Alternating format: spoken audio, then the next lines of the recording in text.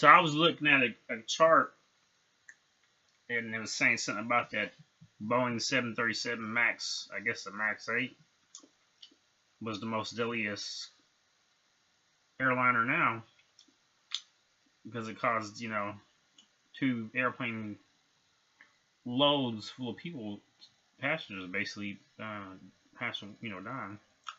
in that tragic crash. I can't find a chart right now.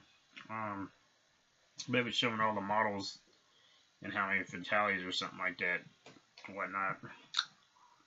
And I can't find it now. I was on it earlier. But that's pretty interesting, not interesting. I can't say it that way. It's kind of sensitive. Anyway, help me out, guys. See my donation. I'm gonna do church nonprofit stuff. I hope they get that fixed, man.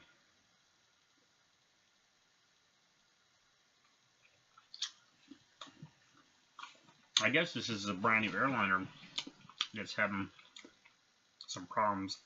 Something about when it stalls, instead of the pilot trying to bring it out of stall or something like that, that the artificial intelligence kicks in and does it itself automatically, the autopilot or something. And this is what's causing the crashes. So